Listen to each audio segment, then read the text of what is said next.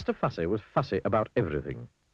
Absolutely everything had to be neat and tidy and in its proper place.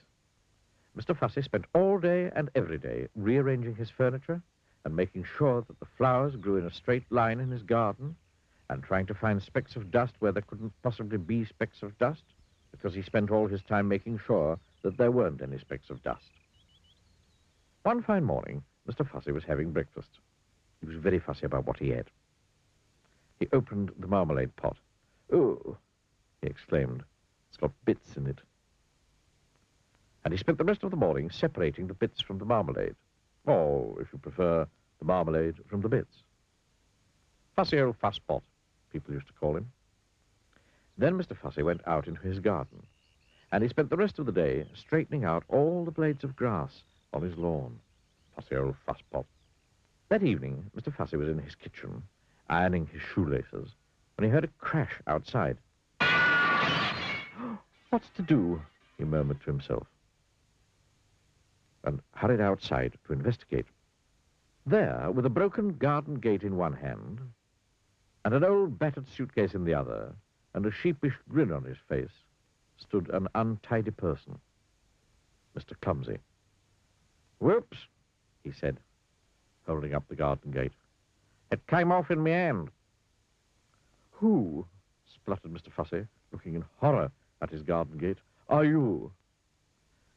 "Oh, I'm Mr. Clumsy," replied the untidy person, grinning. And he stepped forward to shake Mr. Fussy's hand. He tripped over and fell on the lawn. "My grass!" cried Mr. Fussy. "My straight grass! You bent it." And he got down on his hands and knees and started straightening the grass. "But who are you?" he asked over his shoulder. "And why are you here?" "Oh, I'm your cousin, Blue," replied Mr. Clumsy. "Your long-lost cousin from Australia. I've come to visit." If you look hard, there is a certain family likeness between them, isn't there? "Well, aren't you pleased to see me?" continued Mr. Clumsy cheerfully, knocking over a flower or two as he got up.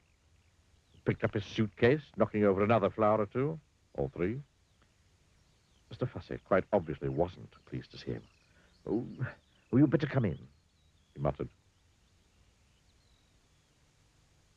"I say," remarked Mr. Clumsy, looking through the front door of Mr. Fussy's house. "I say, what a neat little place you got here." And he stepped inside, tripped over his shoelaces, which he often does, knocked over a chair, dropped his suitcase, and fell in an untidy heap on the floor. "Whoops," he said. Mr. Fussy shut his eyes and heaved a sigh and groaned silently to himself. Later that evening, after Mr. Fussy had cooked them a meal, and after Mr. Clumsy had helped with the washing up, 2 broken plates, they sat down to talk. Mr. Fussy sat, as he always did, in a neat and tidy fashion. Mr. Clumsy sat, as he always did, in a not-so-neat and tidy fashion. "How long are you staying?" asked Mr. Fussy. "Oh, I don't know," grinned Mr. Clumsy. "Few days, week, year, haven't decided." Mr. Fussy groaned another long, silent groan to himself. And they went to bed. When he woke in the morning, Mr. Fussy jumped out of bed and went into his bathroom. Oh no," he gasped. "Oh, no." Oh, yes. Mr. Clumsy had been there before him. The towels lay in a heap on the floor. The bath was full of water. There were pools of water all over the bathroom floor. Half a tube of toothpaste had been squeezed out onto the mirror. What a mess. Mr. Fussy made it all neat and tidy as quickly as he could. Then he hurried downstairs. "Morning," said his cousin cheerfully. "I've cooked your breakfast. Sit down." There was an awful mess everywhere. "There we are. Breakfast," said Mr. Clumsy, carrying a plate of fried eggs, broken fried eggs, towards the table.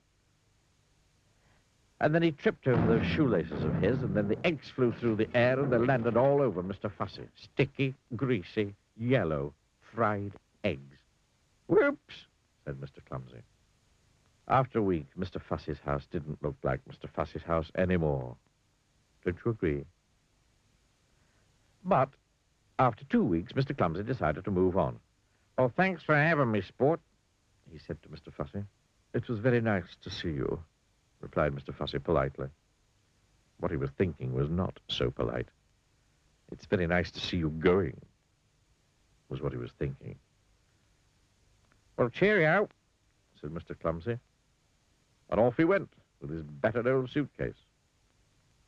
Goodbye, called Mr. Fussy, really meaning good riddance.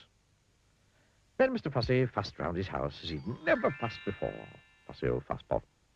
That evening, Mr. Fussy was in his kitchen, polishing an egg, and he heard a crash outside. Oh, no, he groaned.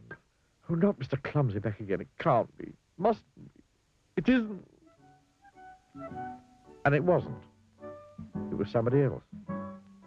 Somebody who just walked straight through Mr. Fussy's garden gate. Somebody who can't help having little accidents. Somebody you may have met before.